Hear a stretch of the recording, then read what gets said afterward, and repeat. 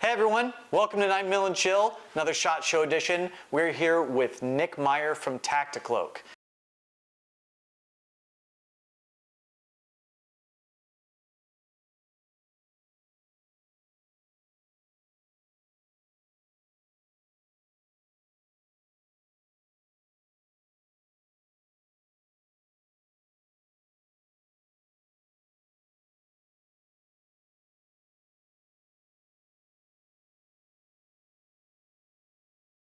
Nic, how you doing? I'm good. I'm glad to be here finally. Yeah, I know. We've been meaning to have him on. He's pretty local to us, but you know, stars didn't line up yet. But now we're here and we're all enjoying each other's company on this couch.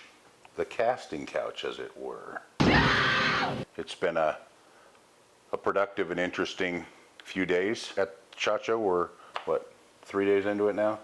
Before we get into everything, why don't you just give us a little bit of background on who you are? Who I am? Yeah. Where were you born? What's your social security number? What is your normal hangouts and your fears? Okay. I was born in Pennsylvania. Okay. In the year of 1969. Oh, fabulous that makes year. so much sense. All right. I like long walks on the beach, preferably naked, air Yeah. stuff out. The salt water's good for right. your skin. 22-year Army veteran, retired in 2012, work full-time for the VA now as a patient experience consultant coach, and am a blacksmith and bladesmith hobbyist that runs, makes custom knives and axes and swords.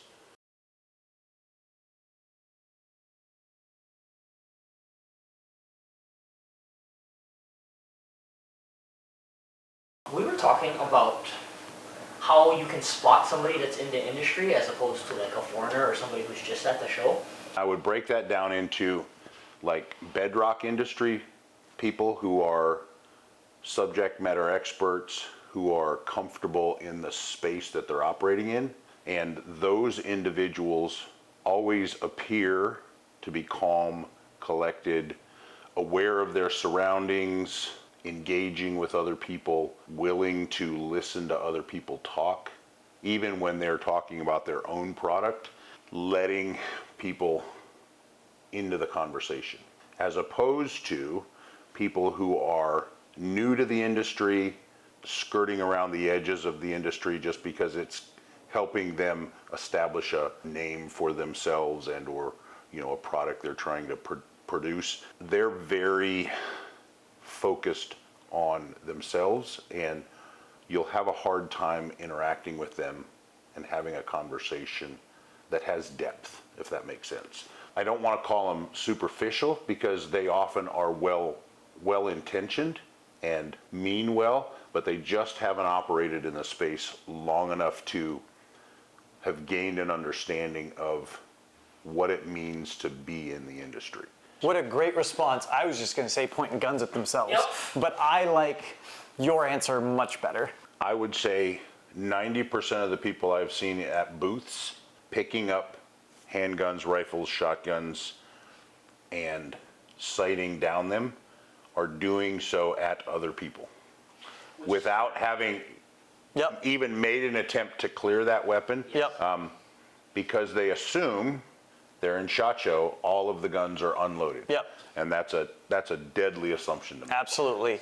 I clear every single gun. They're very unaware of people around them. In the gun handling arena, in just common courtesy of, walking in a crowded aisle, they're just busy doing their own thing and bumping into people instead of being conscious of what's going on around them. With the safe gun handling aspect of it, I don't even think it's just the novices. I think just a lot of people go, oh, well, they said it's safe. And so they're just doing this thing that completely violates one of the most basic firearm rules. People can make fun of Alec Baldwin all they want, but here you are doing the same thing. Right. I'm sure he was told that gun wouldn't fire, just like you're told these ones wouldn't. And here you are, like, ready to canoe people because you don't feel like clearing a gun. With complete disregard to the fact that that tool that you're holding could take somebody's life. Yeah. at what point do you step in and insert yourself in an environment, and this is strictly in an environment like SHOT Show, where you know that every weapon shouldn't have a firing pin in it. Most weapons don't have bolts in them, and there absolutely should be no ammunition. That's a given for that environment. Yeah. But you should always practice the 4 basic rules of safe firearms handling. So if you see someone doing something that violates one of the 4 rules, do you have a responsibility to inject yourself there and just make a quick on-the-spot correction? Or because it should be safe, you just don't get involved? I tend to lean towards getting involved, taking responsibility as a responsible gun owner to ensure that even though I think that weapon should be safe and clear, I didn't safe and clear it. I didn't see them safe and clear it, and they're now pointing it at someone. A lot of good ways to get dead, Right. as we were talking about earlier. In Las Vegas. Yes, in Vegas, definitely, especially because at the world's largest firearms convention, the hotels don't let you have any guns. No, we have the police. Yep. Oh, well, the police will get there right away. Exactly. No, they're too busy diverting cars because of all the construction. It was a hairy start, but I think this year's going really well in general for everybody. From the couple times that I've been before, it seems like there's way more people.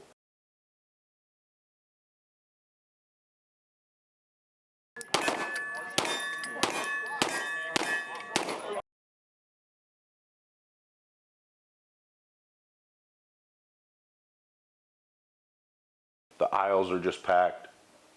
You're bumping into people constantly. You know what the worst thing is they put those benches in the middle of the walkways. If you're not paying attention and the person in front of you peels off, you could find both your shins under one of those things. Yeah. The mood seems to be calmer. Yeah. You know, it was almost like we had the digital SHOT Show because of COVID, and then the years after that, it just skyrocketed. There were so many people, and they were all frenzied, and then that wave has kind of subsided. Yeah, I would say the energy overall is really, it's calm. It's intentionally calm. Yep. Like people they know what they're there for.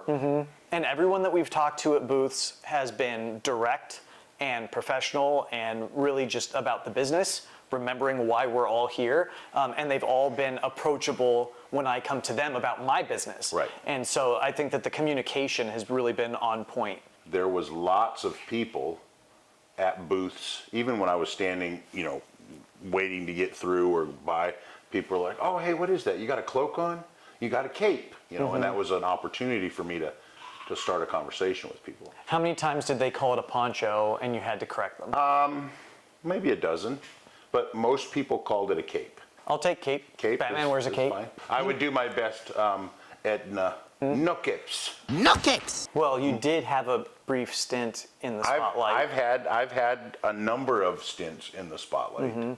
Forged in Fire. I was Of on course. season 7, episode 23. My name is Nic Meyer. I'm from Elizabeth, Colorado.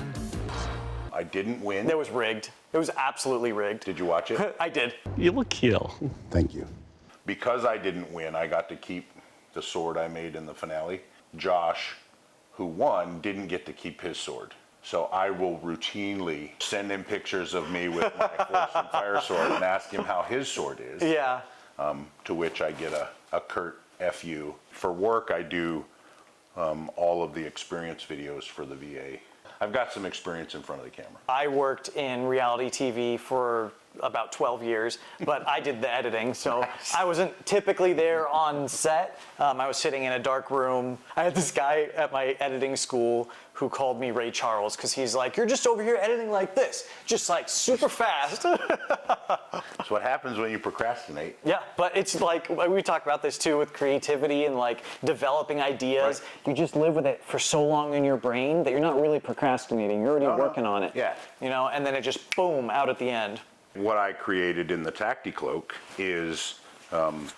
came from decades of not having the right equipment for what I saw as a need.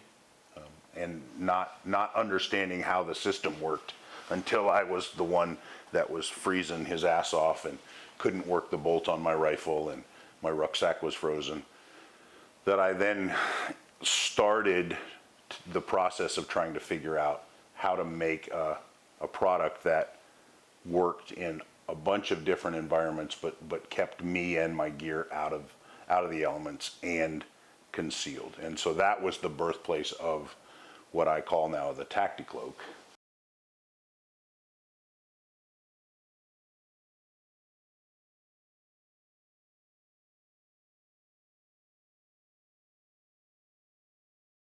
From that experience on that elk hunt, we are now 8 years into the process, half a dozen different versions. The product as it sits now, there's always room for improvement, but it is one of the best solutions for concealment, keeping you and your gear out of the elements, providing you pretty reliable and impressive thermal signature mitigation, and then just being a lightweight piece of kit that replaces a bunch of other stuff in your loadout. Like a tent. Wet weather gear, cold weather gear, because the TactiCloak acts as an envelope to trap your body heat.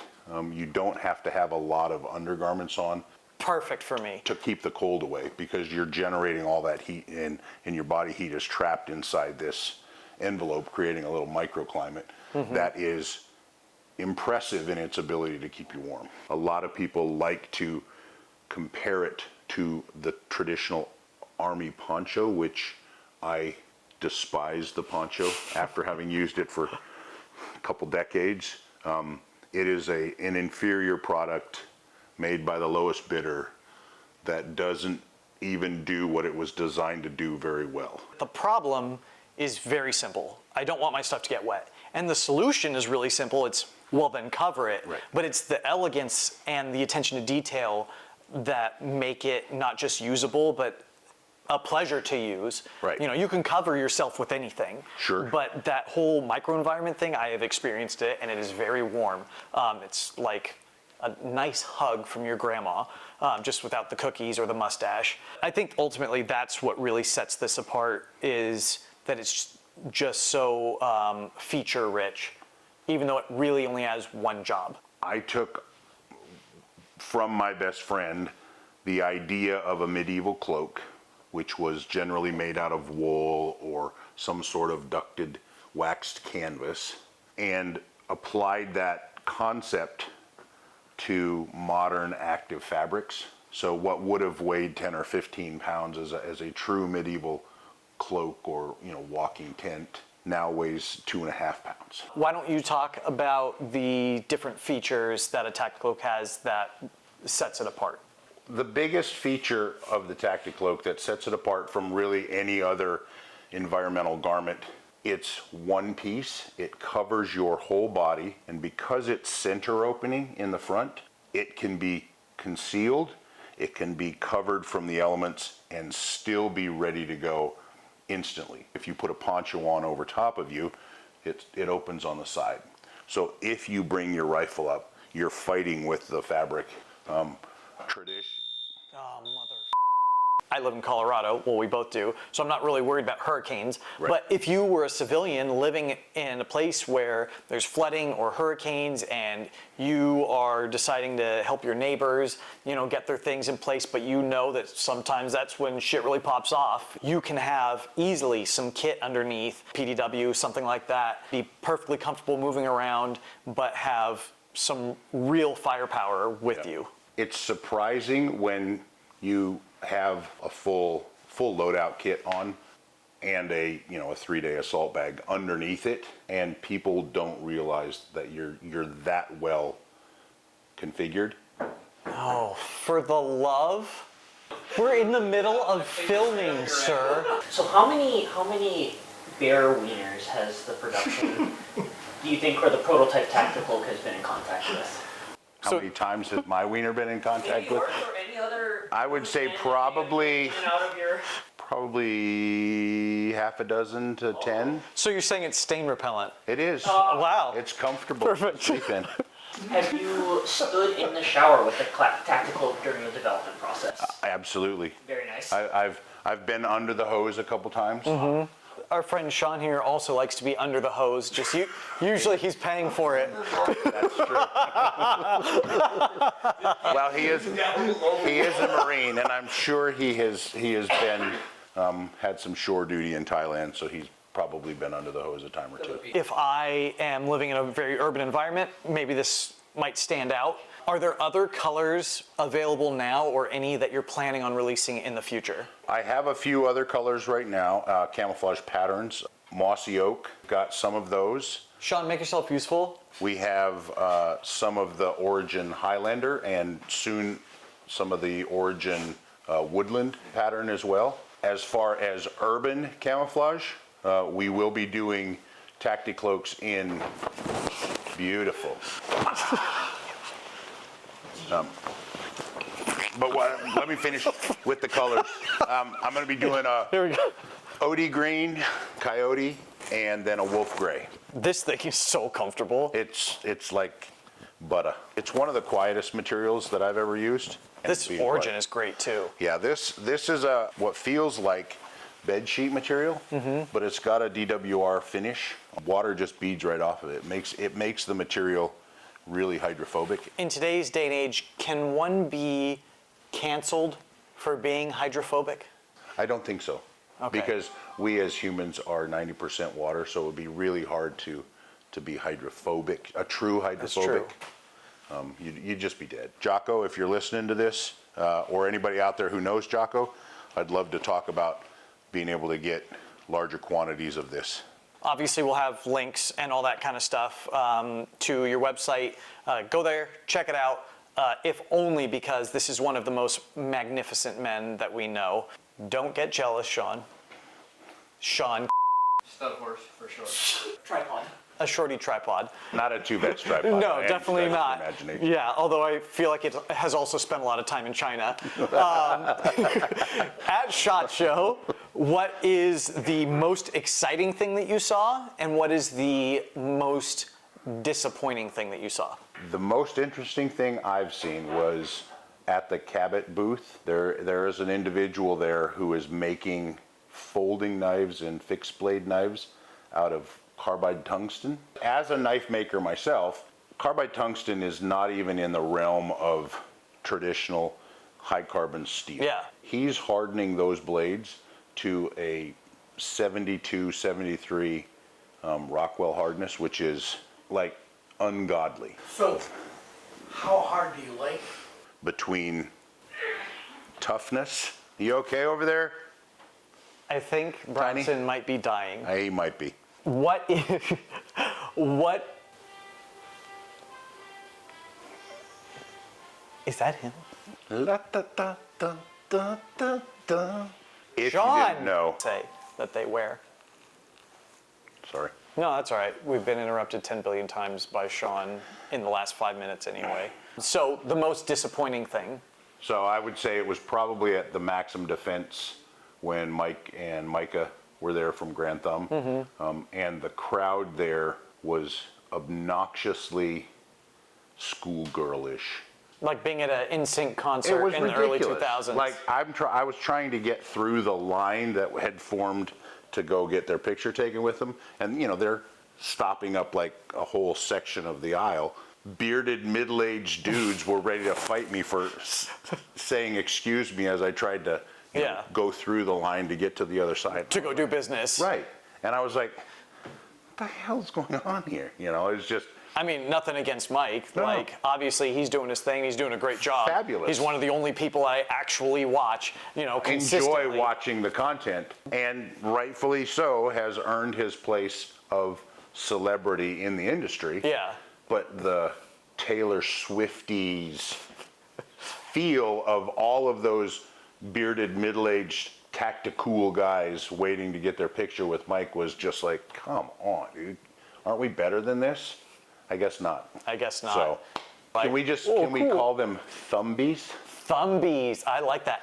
Is it possible for you to consider No. Anyone else? All right. Anyway, Sean has interrupted us too much. We got to get going. We do. Nick, thank you To the hot tub. for coming out. Yes, going to the hot tub. Trunk's optional.